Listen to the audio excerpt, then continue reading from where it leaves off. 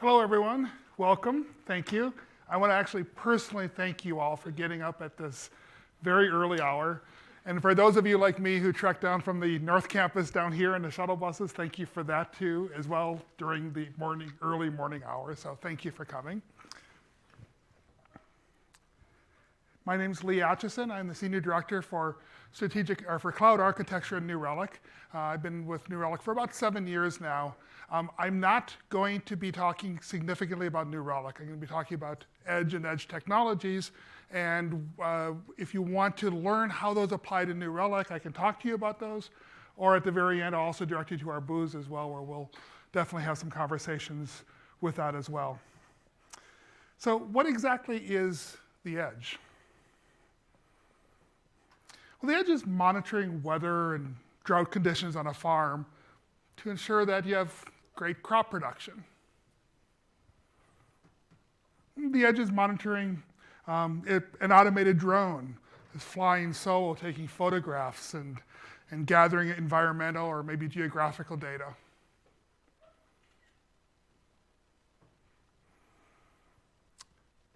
Maybe it's a semi-truck transmitting information about where it is, what the load is that it's carrying, its operating condition to a central station that's monitoring all of that.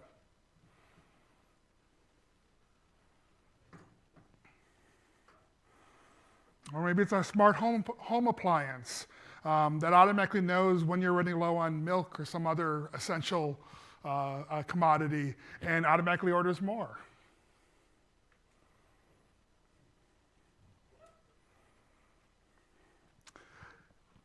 Or also in the smart home, maybe it's keeping us safe. It's checking for conditions that it thinks are dangerous and dealing with them when they come up, like turning off the stove.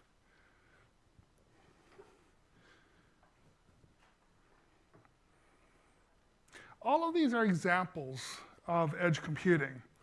And they're all novel uses in and of themselves. They're often what we think of when we think of edge computing, but what really is edge computing? Well, edge computing is taking the part of your application and moving it closer to where the action is.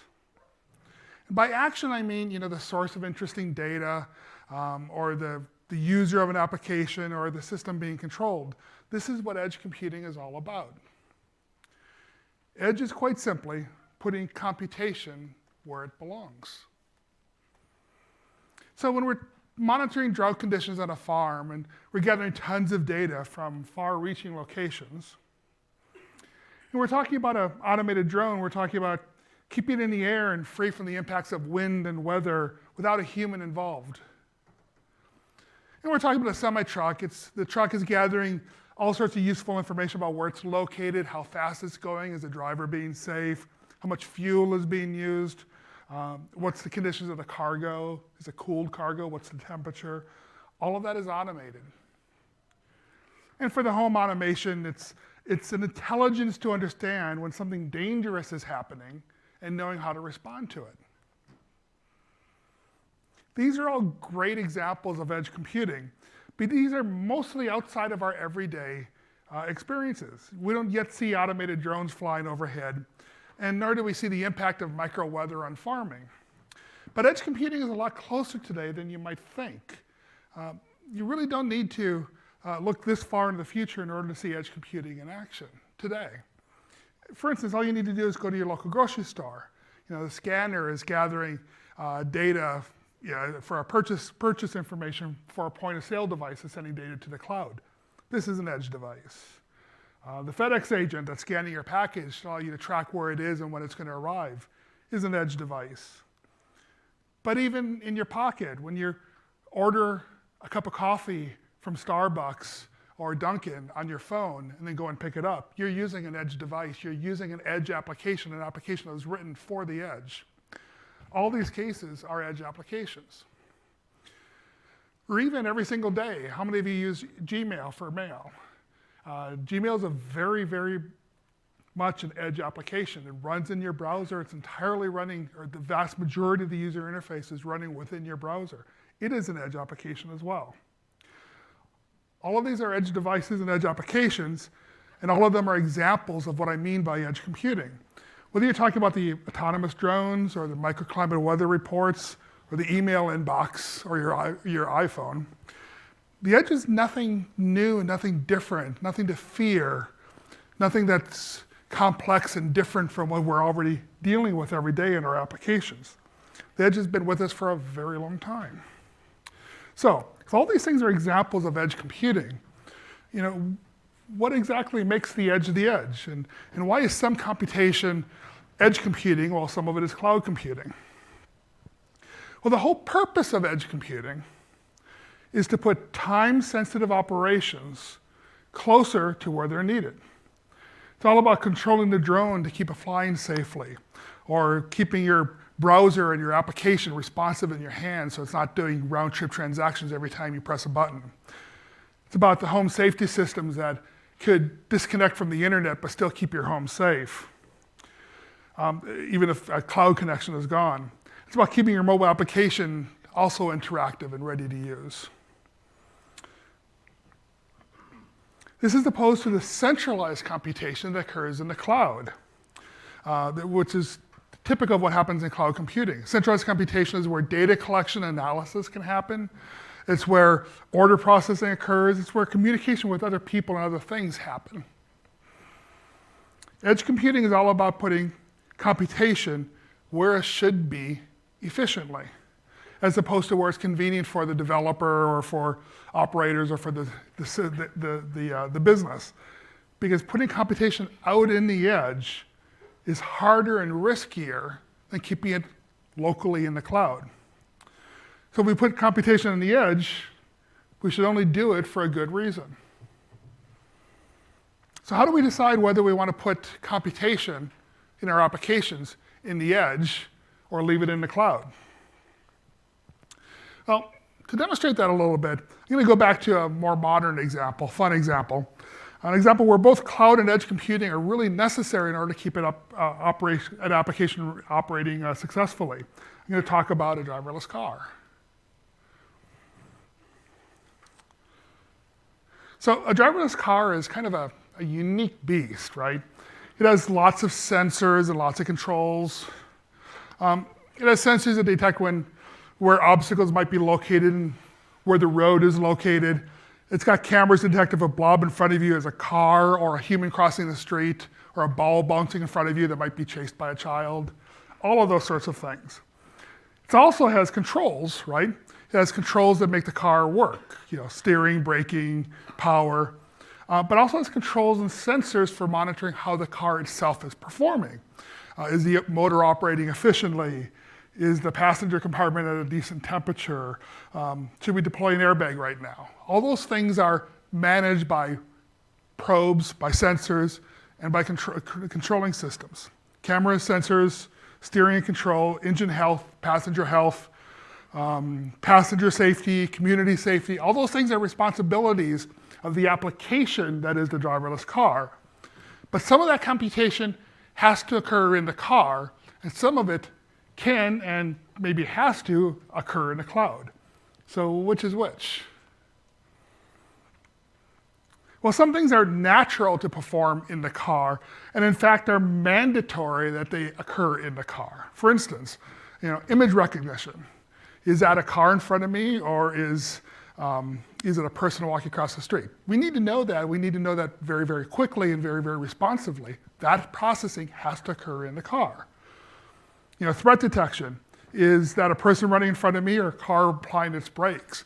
That calculation has to occur in the car because ultimately you have to decide whether or not to respond to that and do something in a very quick, timely manner. Road management. Where's the edge of the road? Is there a stop sign over there? Collision control. Quick, I would need to apply the brakes or swerve. All of this is time-sensitive calculations that can't go offline, so you can't rely on a cloud system in order to help you process that information. You have to do it locally on the car. If you have a bad internet connection, you still have to be able to stop if that ball bounces across the street. It has to be available. It is computation that must occur in the car, And this is what the edge computing is for a driverless car. But now there's other computation that you may or may not think about that applies to a driverless car. Navigation, how do we get from point A to point B? What's the most optimal route for the car to take to get there? Is there road construction ahead, or has the routing of the road changed from the last time you've been there? Is there traffic? And what can we do to avoid that traffic? Can we tune a setting in the car to make sure it's operating efficiently? Perhaps to save fuel. Speaking of fuel, are we running short on fuel? And if so, where's the nearest gas station? How do I get there? Where's the nearest maintenance facility? Am I due for maintenance right now? Do I need to go to a maintenance facility before I pick up another passenger? How do we manage fleets of cars for upgrades, for track usage of the car, of who's using it when and where? Think of the Uber example, where in the future where Uber is nothing more but a fleet of cars that come at your beck and call, pick you up, bring you to a spot, and drop you off. And you don't own a car anymore. That's all you do because it's cheap and easy. You don't need to own your own car. You share cars with other people. Well, how do we manage those fleets and manage the usage of it and all of the processing that has to occur with that?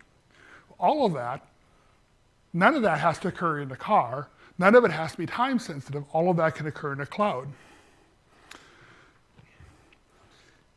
And even more importantly is all that computation not only can and should occur in the cloud, but since it's not time sensitive, right? So it doesn't matter if billing happens a minute later. It doesn't matter if a route rerouting takes a few seconds to occur.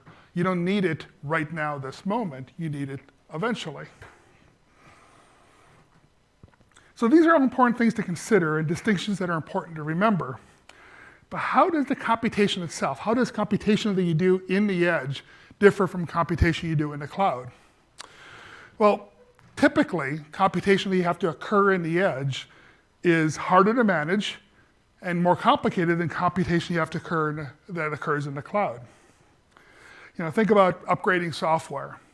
Think about diagnosing a problem that occurs in a piece of software, or monitoring how that software is occurring and analyzing that software.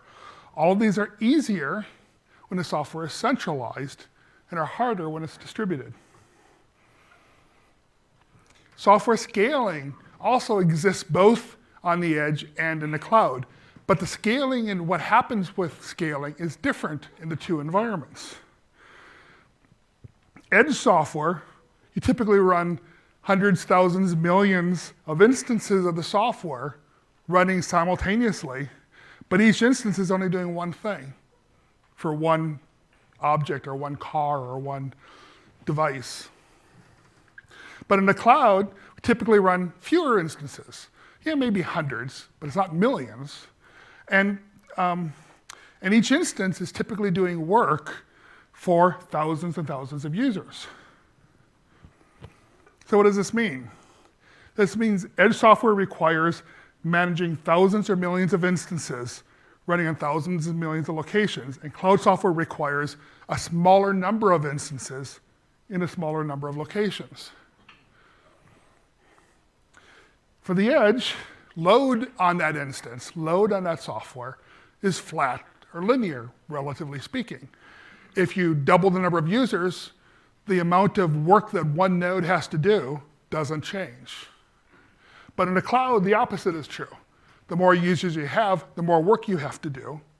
You double the number of users, you double your load. Load scales upwards based on as the number of users increases. And so on the edge, therefore, even though the software itself doesn't scale within the instance, the management does. So the management of the software on the edge becomes a lot more complicated. You double the number of users, you double the number of cars, you've doubled your management headaches. But on the cloud, you typically don't necessarily have a ton more servers, a ton more instances running simply by doubling your application. You have more load, and so your scaling has to deal with that, but your management load doesn't suddenly get twice as hard because you have twice the number of users. It doesn't scale quite that same way. So the edge obviously has some advantages. It's, we talked about the more time-sensitive processing, higher responsiveness to stimulus and stimulus response, reduced resilience and network connectivity. So if the network goes down, you still can be doing work that's important and critical, and allows for dedicated processing for a single task. Challenges on the edge, though, are managing deployments across a fleet of edge devices. That can be very challenging. Whether it's cell phones or flying drones, all of you who have dealt with managing software upgrades for iPhones know that managing software that way is a lot harder than managing software that occurs in servers in your own data center or in the cloud. Monitoring those instances is also harder. And debugging problems is a lot more difficult when it's that remote. And understanding when something is going wrong at a system level versus just something that's going wrong on a single node is also a lot more difficult to do. So, what criteria should we use for deciding whether a piece of computation should occur in the edge or should occur in the cloud for our applications? Well, when computation is timing specific or highly sensitive to delays, probably should go in the edge. When you need high responsiveness, consider the edge. But if you need a significant amount of CPU for short or bursty periods of time, that's perfect for the cloud. When you're highly sensitive to network connectivity, use the edge. If you need access to more global data and less individualized data, like traffic patterns versus how fast is the car going, use the cloud. When in doubt, everything else aside, everything else being equal, if you could go either way, put it in the cloud because it's substantially easier to write, to manage, to maintain cloud software than edge software. The edge is harder to manage, it's harder to upgrade, version management issues arise. How many people that write iPhone software have customers that are still running 3 versions back of their software? Variable and unique provisioning issues. I'll talk about this a little bit more later, but think about iPhone X versus iPhone 8 versus Android versus all of that. And the edge makes monitoring and managing the software harder and more complicated. So, the edge is more challenging, and the edge is harder to manage. But how can we be successful when we have to write edge software? When we have to put something in the edge, how can we be successful doing that? Well, I think there's 8 keys, lessons, 8 things to realize to be successful with edge computing. Each of these are simple, and some of them are probably very obvious, but they're all important. And I want to go through each of these 8 in turn. Number 1, be smart about what's in the cloud versus the edge. This is the extension of what I've been talking about. Make sure the decision you make about whether a piece of software goes in the edge or the cloud is an active decision and for the right reasons. Don't assume you can put it one way or the other. Be proactive and make decisions based on all the criteria we talked about what the cloud is good for, what the edge is good for. Make that an active decision for your application, for your service, for your software. And remember that the disadvantages that the edge has over the cloud. And then when in doubt, use the cloud. Number 2, don't throw away DevOps principles in the edge.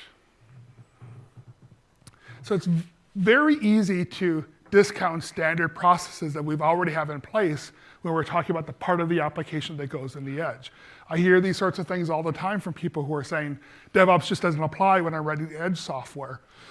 Edge computing is specialized, right? Specialized, so I can't do DevOps to make it work. And new processes and procedures are needed for the edge, and so DevOps just doesn't work there. Well, I say that's not true. I say DevOps applies just as well, DevOps principles apply just as well to edge computing as it does to cloud computing. Because remember what DevOps is all about. It's about ownership and accountability, distributed decision-making within your organization, and most importantly, the DevOps Trinity, which is people, processes, and tools. Well, processes may change. They may be different processes for edge computing, and the tools may change, but there will still be processes, there will still be tools, and certainly the people are the same people. So DevOps principles apply, and you should use the same processes you have for managing your people, for managing your systems, as you currently use for non-edge software, for your edge software. Number 3, nail highly distributed deployments.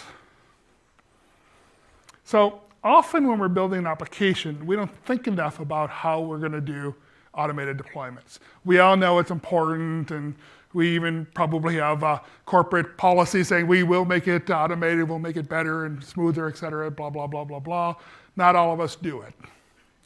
Not all of us have automated deployment processes for our applications. A lot of us think, well, I'll just do that later. I'll write my application, deploy it, and then I'll deal with making it a better deployment process later. You can get away with that for a while with cloud computing. You can't get away with that at all, ever, with edge computing. You have to nail the deployment process up front. We'll fix it later doesn't work. You're talking about edge devices and edge computing. Reduced versioning as much as possible. So deployments at the edge are hard. They're highly distributed and highly remote. So reduce the number and reduce the quantity of deployments that you're doing. Deploy less often. Now, being at a show like AWS, where Amazon says we deploy how many thousands of times per second and all that sort of stuff, the whole concept of saying reduce the number of deployments sounds opposite from the rest of the ideas of DevOps and all those sorts of principles. And I'm not trying to say those things aren't important. What I'm trying to say is deployments in the edge are a different beast than deployments in the cloud. And they can go wrong more often, and a wrong deployment can have some major consequences. Deploying less often has advantages compared to deploying in the cloud. That doesn't mean you deploy once a month or once a year, but deploy less often. The better your automated deployments, the better the monitoring you have of those deployments, and the better the rollback processes you have, the more often you can deploy, just like with cloud computing. But in general, the number of deployments you're going to be doing for edge devices should be significantly less than for your cloud devices, cloud software. Number 5, reduce provisioning and configuration as much as possible. So given the sheer number of nodes involved in a large edge-based application, it's hard to manage the software for these devices unless you're all running the same version of the hardware, same hardware version, same hardware system, same software configuration, same OS configuration. The more that is similar between all your nodes, the easier it's going to be to deploy your application, build your application, and manage and monitor and maintain and find where problems are in that application. If every remote temperature probe that's running in that farm runs the same version of the hardware and the same software, things are a lot smoother. But when you have 30 different iPhones and 40 different Android devices and they're all running different memory sizes and memory configurations and screen sizes, it creates complexity. That complexity creates chances for problems. Reducing the number of configurations helps. Number 6, understand that scaling is still an issue. Back-end cloud scaling is all about how much each node can handle. Edge scaling is about how many nodes can you handle. As such, node management is harder in the edge. And the edge is all about horizontal scalability, if you will, and the cloud is all about vertical scalability. More nodes, not bigger nodes. Nail monitoring and analytics. More nodes and distributed nodes means understanding how each node is performing is a harder operation. And And it's hard to keep track of all of that without good analytics.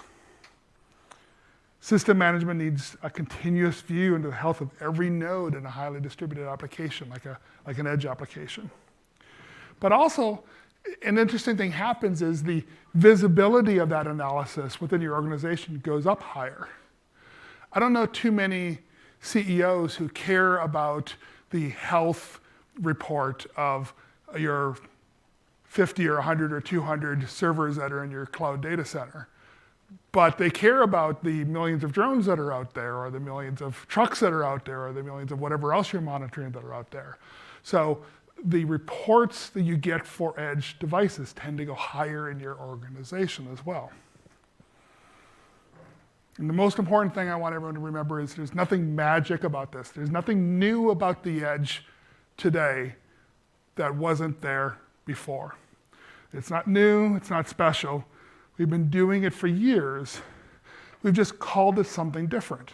We've called it a browser application, or a mobile application, or point of sale device. But all of those things are just edge computing. And all of these things we're talking about apply. The edge is not a new form of computing. What it is a new categorization or labeling for what we're already doing. But that's important because this new categorization and labeling is good for the industry. Because what it means is, in the future, there will be better edge-focused tooling. And there will be better edge-focused services that work with those applications. But until those services become plentiful and around, the existing tooling we have and that we've been using for mobile applications and for browser applications, all that existing tooling still works. And it's still useful. So these are the 8 keys for being successful in edge computing. And together, they're really simple and a valuable strategy, but they're really what it takes to be effective with building an edge-based application, assuming you have to put a part of your application at the edge. But remember, it's all the same issues, whether you're talking about a mobile application or browser apps, or an automated car, or a automated drone flying. You have to manage the operating system, user preferences, variable system resources, whether it's in the cloud or the edge. You're all doing the exact same thing. Thank you. It was a little shorter than I normally do, because I think maybe the size of the crowd was a little smaller, so I went through a little bit faster. But I want to thank you for coming, and if you have any questions, I'll be here for a few minutes afterwards.